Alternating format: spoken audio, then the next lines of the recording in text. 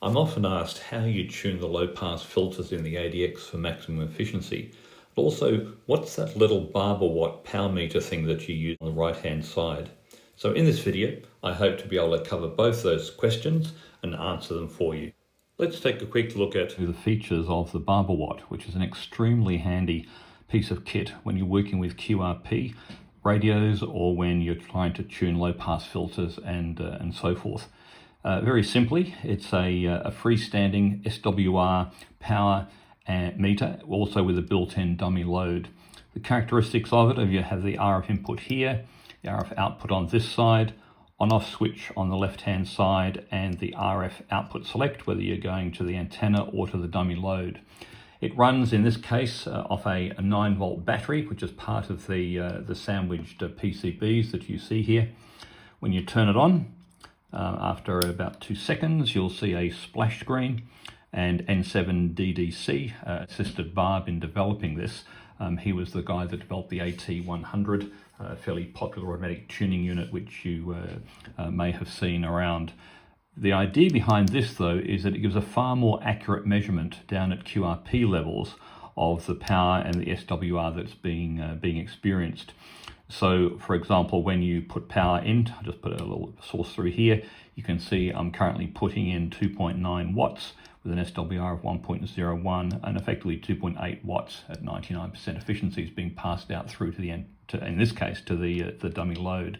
If I switch it across to an external antenna, that was to an external antenna. If I switch it to the dummy load, again, showing a little bit more power there, 1.002 SWR, but effectively you're getting a far more accurate measurement of the power that's going through.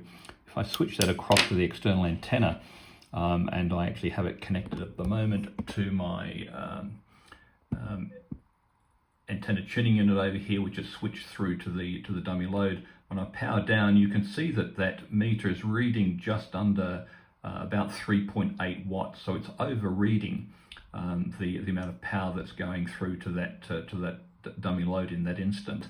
So it provides the Barb-A-Watt provides a much more accurate reading for the use with QRP gear. So a great piece of kit. Just to give you an idea of the size, that's about 87 millimeters wide, about 60 millimeters tall, wide, if you will, and then the height there, it's about 32 millimeters high as it sits there. The Barb-A-Watt is supplied as a kit and comes with a comprehensive 17-page construction manual. All the surface mount devices are pre-manufactured, and you simply need to wind and fit the binocular toroid together with the power connectors, RF connectors, and the 2 switches. And on the other side, there's the OLED screen that needs to be mounted. That's then sandwiched together between an upper and lower PCB. We add the battery, and you end up with the package that we see here. The kit takes about an hour to build, and after all that's finished, you have a very practical piece of equipment to be used during construction, testing, and operation of QRP radios.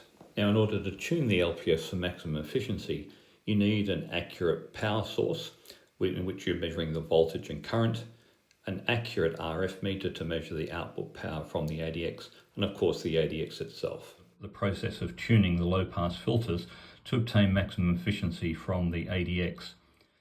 The efficiency of the PA section is calculated by dividing the RF power out by the amount of power that's being consumed by the PA section of the ADX. The power out is measured on the watt meter or on the power meter, and the power in is calculated by first observing the amount of power that's consumed by the ADX during transmit without the power amplifier section being powered up, and then removing that or deducting that from the total power that's been consumed when you're actually in the transmit cycle. The first thing we need to do is to establish the base current that's being consumed by the ADX without any of the power amplifiers being used. In this case, I'll just turn it off and turn it back on again. So you can see on the ADX here, when we start up, I'm flashing here on 20 meters on FT8, and I've removed the low pass filter from the back, so there's no filter installed there at the moment. And I'm using a small lab supply over here and you can see from that on receive, as it is, without any the transmit function being activated, I'm using 12 volts at 0.57 of an amp, or 57 milliamps. Now, what we then do is, with the low pass filter removed, press the transmit button. You'll see there's no power being shown out of the device, but in this case, I'll just do it there, that's on receive. Now on transmit, you can see that we're consuming 87 milliamps, which is effectively the power that's being consumed by all of the circuitry within the ADX, as no power is going to the PAs, because when you insert the low pass filter, it actually connects the power to the PA section of the ADX. So in this test, with the low pass filter removed, we identified with an input voltage of 12 volts, the transmit current being consumed by the ADX was 87 milliamps, so it's consuming 1.044 watts. Now I've reinserted the low pass filter into the back of the ADX, and we go through the same process again to establish the baseline of the efficiency that I have on the current windings on the low pass filter. When I now press transmit, you can see here I've got 2.9 watts coming through into the dummy load that is in the Barb-A-Watt. And if you look across at the power that's being consumed, there we are on receive, but again, not now that we've got the power, so the low pass filter installed. When I'm transmit, I'm using 428 milliamps. So we use those numbers to calculate the current efficiency.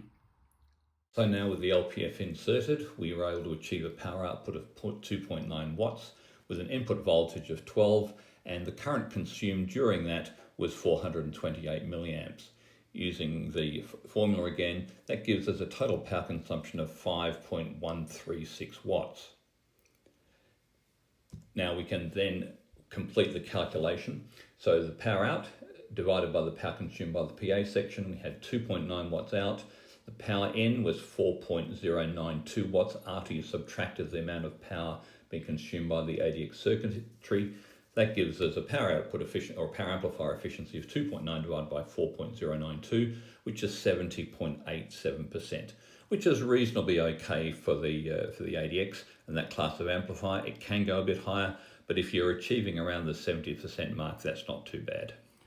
Now, having established the amount of power that's being consumed initially and calculated the efficiency, we then can proceed to make adjustments to the low pass filters to see if we can improve that efficiency. Now, in the previous example, we used the 20 meter band pass filter, and all of the filters consist of a T37-43 and then two T37-2s or two T37-6s, as shown here, depending upon the band that's being used. I just put the 15 meter band pass filter here, or low pass filter here, in order to highlight the difference, because it's easy to see the yellow T37-6s as opposed to the T37-2s here. The way you go about it is adjusting the winding separation, or the winding spacing, on the inductor that is closest to the antenna outlet side.